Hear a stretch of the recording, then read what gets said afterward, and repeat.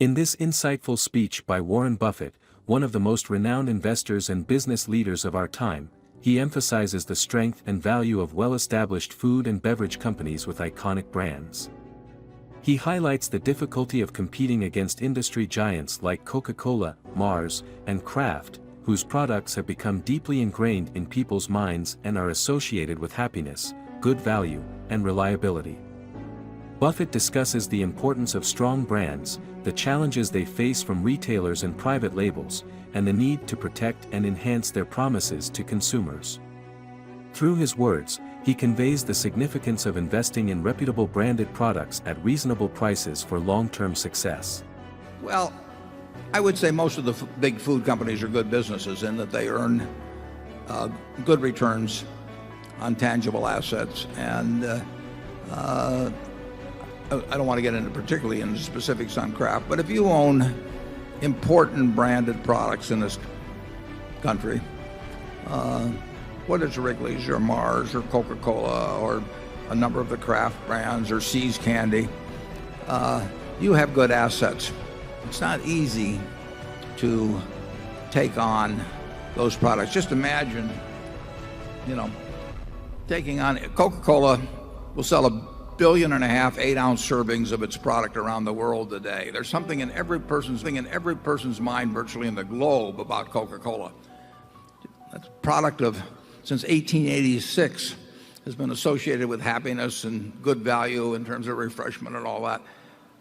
It's just about impossible, to, in my mind anyway, to take on a product like that. It clearly satisfies people in a, everywhere on the globe. And, it may not be the same. Kraft, for example, as Kool-Aid in the powdered soft drink business.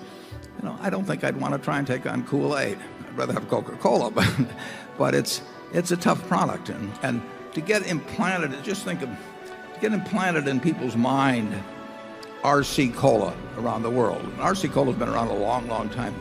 It isn't going to go anyplace. I mean, that is very, very difficult. Warren Buffett is discussing the challenges associated with competing against certain products and brands that have a strong presence in the market. He mentions Coca-Cola as a product they would prefer to take on instead of Kool-Aid, indicating that Coca-Cola has established itself as a tough competitor. They also mention RC Cola, emphasizing its long-standing presence and suggesting that it would be difficult for any other brand to replace it. Warren acknowledges that certain products, like Coca-Cola and RC Cola, have successfully satisfied people's preferences globally, implying that they are associated with happiness and good value. They expressed the belief that attempting to compete with such products and establish a new brand in people's minds is a challenging task. And actually, Richard Branson came over to this country. They say that a brand is a promise. I mean, there's a promise involved in picking up a Milky Way or picking up a Coca-Cola as to what it's going to deliver to you. Richard Branson came over 7 or 8 years ago, 10 years ago, a fellow with a famous airline and all of that. And he came out with something called Virgin Cola. Now, I thought that was kind of an unusual promise to have in a product. Never could quite figure that one out, what the promise was. But whatever it was, it didn't work. And there've been, I don't know how many, Don Keogh would know, but there've been hundreds of colas over the years.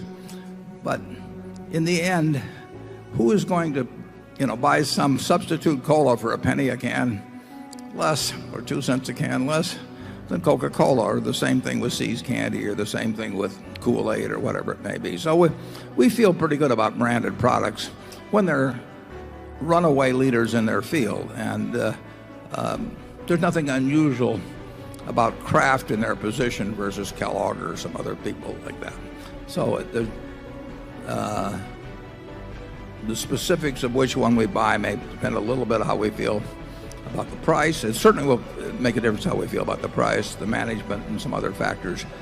But if you buy in with good branded products and you don't pay too much, you're probably going to do okay. On the other hand, you're not going to get super rich because the attributes that I've just laid out are pretty well recognized. Warren Buffett emphasizes the importance of strong brands delivering on their promises. He mentions Richard Branson's unsuccessful attempt with Virgin Cola. Recognizable brands like Coca-Cola are preferred over substitutes. Factors like price and management influence purchasing decisions. Buffett believes investing in established brands can yield favorable results.